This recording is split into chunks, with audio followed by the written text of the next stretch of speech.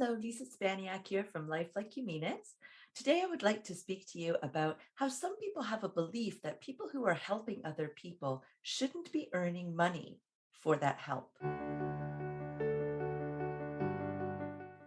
Now, whether you are a person that offers help or you know somebody who has this belief that people should not be earning money for helping others, or maybe you're the person with the belief, right? Regardless, everybody knows somebody who has this belief, right? They feel very strongly about it, and they can actually get quite riled up about the fact that somebody would be asking money in exchange for help, which is quite interesting because if you look at doctors and lawyers and physiotherapists and chiropractors and homeopathists, um, naturopaths, uh, acupuncturists, yoga instructors. I mean, literally the list goes on. And notice how I even put in lawyers in there, something that's not in the health related field, right? There are lots of different ways of helping people, and there are lots of different people out there that are helping in lots of ways that we expect to have to pay money for. So it's not that we get riled up that they are charging for it. We actually will budget so that we can give this person money for the MOT for our car, for example, right? That's somebody who's helping us. What is the difference between somebody who is offering massage therapy to help with your shoulder injury or the doctor that is assessing you to see if you have cancer or any number of different examples that we can give? What is the difference between being able to give that person money and it's totally acceptable that they would offer her help in exchange for that money versus somebody else that's offering a different service? So sometimes it's a little bit difficult to really understand what's going on there. But when you look at the types of services that people tend to get upset about for offering to help in exchange for money, they tend to be more spiritual types of services. So people who are helping to guide people on their path, find their purpose, help them in maybe an emotional or mental way. Although we do have lots of psychologists and psychotherapists, psychiatrists, right? All of these people we absolutely know we need to give money to. But it's other people like coaches, for example, that are helping in a different way, or an NLP practitioner helping in a different way, right? Definitely your spiritual types of individuals that are offering readings or akashic record readings or any type of thing that is helping on more of a spiritual or emotional level. Those tend to be the types of therapies or offerings that are out there that people, if they're going to object to them earning money, it's these ones. So why? Why the objection to somebody that wants to help you get your life in order, help you to gain love and acceptance and respect of yourself, help you to get information from a different plane to help you to make different decisions, right? Gain confidence in yourself, build a business, whatever it is, right? What's the difference there in the help that they are offering you? Why is there some resistance to having to give money for that? So, my belief, because I am an NLP practitioner and I work with beliefs in the unconscious mind, right? That is always where my mind is going to go with these things. And I see a distinct pattern with the people that I come into contact with that have this belief. And that is that these are the same people that are finding validation externally.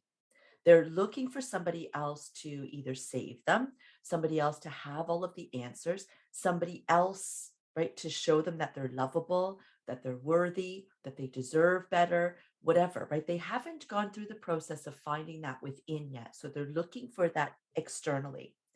Now, for that same person to have to go to somebody that is going to do massage therapy or physiotherapy or chiropractic to help with an injury, that's a different level, right? That is not wrapped up with their worth, their value, right? How they see themselves and how they love themselves, right? That's not wrapped up in that. But what is their emotional health, their mental health, their spiritual health. That is wrapped up in their values and their belief systems about themselves. And because they're looking externally for that validation, what that means is that they need somebody else to want to help them. They need that, right? Because that shows them that they're worthy of that help.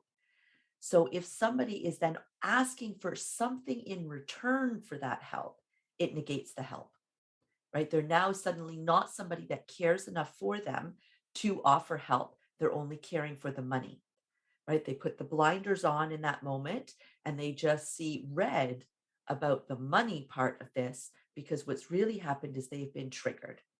They've been triggered here in feeling like there's nobody to help them because they don't deserve to be helped because they're looking for that external validation.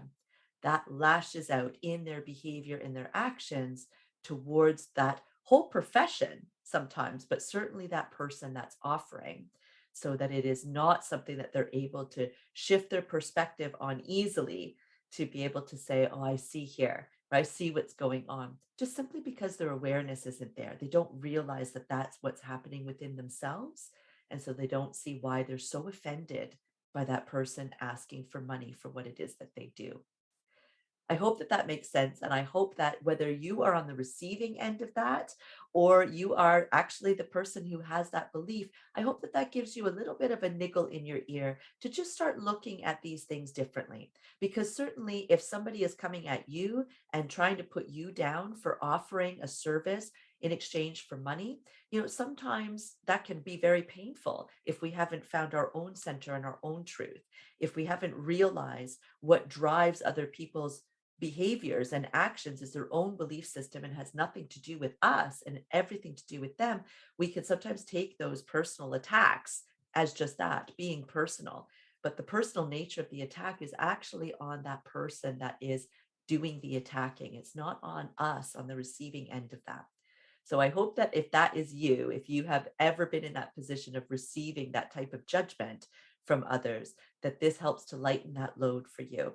And if you are somebody that is passing on that judgment to others, that this just gives you a little bit to think about, to realize that actually there are people out there that are genuinely willing and wanting to help, but you're seeing it in this way because your validation is wrapped up in the external, right? In other people wanting to help you.